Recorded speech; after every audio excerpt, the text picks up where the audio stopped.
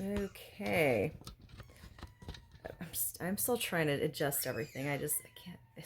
Okay. Yep. See? All right. Okay. Cool. Cool. Cool. All right. I think we're good now. Anyway, so this is just going to be a really short um explanation about the full moon lunar eclipse in Scorpio.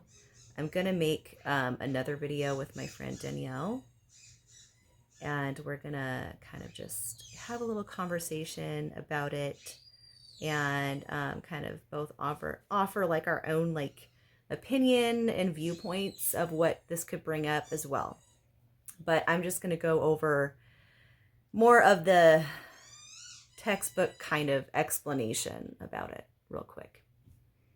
So, as the upcoming lunar eclipse unfolds in Scorpio, the fears you've attempted to keep out of sight will have a spotlight on them.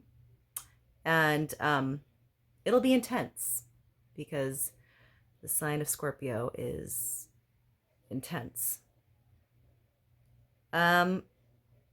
It will basically give you the opportunity to be freed from worries that have been keeping you stuck.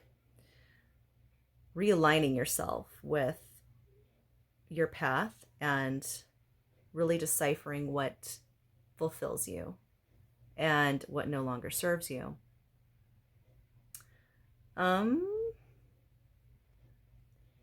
So lunar eclipses are a time of release. And since the moon will be eclipsed in Scorpio, the sign of its detriment.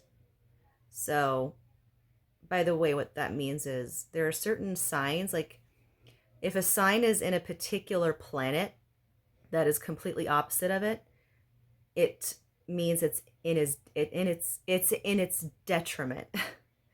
So, another example, when the sign of Pisces is in the planet of Mercury in someone's birth chart, or just, collectively, like astrologically to the earth, that's in its detriment, because Pisces is not a mental sign. It's an emotional sign. It's water. So that's just, one example. But with it being in its detriment, it's a time of intensity. It calls for transformation and releasing. So it's like a hard reset. And so basically with this supercharged full moon lunar eclipse, it's obviously a lot more powerful than a regular full moon because there's an eclipse there.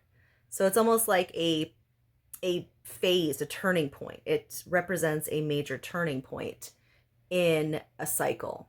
So you get to choose which path you want to take. Do you want to take a path that's like starting fresh and more aligned? Or do you want to continue old habits? Do you want to continue to stay stuck? Or, even though sometimes staying stuck feels more comfortable, there's a reason why people stay stuck. It's because it's comfortable. It's familiar. But yeah, sorry, I just have to readjust this again because it's really bothering me, and I just need to. Okay. I'm going to stop messing with that now.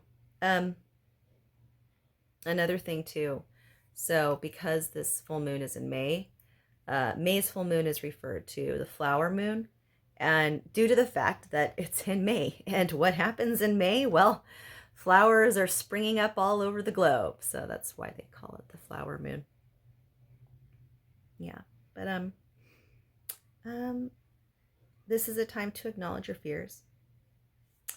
Fears that you've been avoiding, you've been putting off. That pretty much goes in line with what I just said from the beginning of this video. But I'll just put it this way.